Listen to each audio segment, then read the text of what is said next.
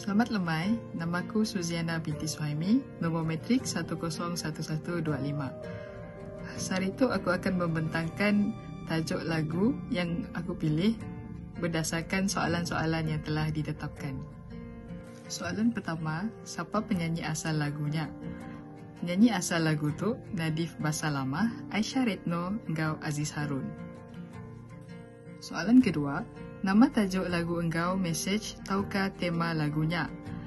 Tajuk lagu tu Kota Ini Tak Sama Tanpamu. Tema lagu tu pengingat ba ninting nengeri.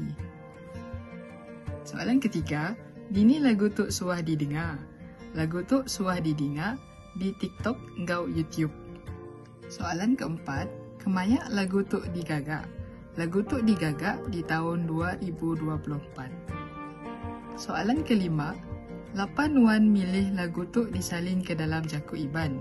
Aku milih lagu tu disalin ke dalam jaku iban, laban lagu tu senang dimengerti peningat.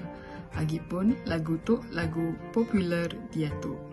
Soalan terakhir, bakani lagu tu oleh jadi teladan. Lagu tu oleh jadi teladan, laban lagu tu ngajar kita berterima kasih engkau orang dalam hidup kita. Genggam tanganku sayang, kota ini tak sama tanpamu. Masih rasa ingin lagi habiskan waktu di sini, mungkin 3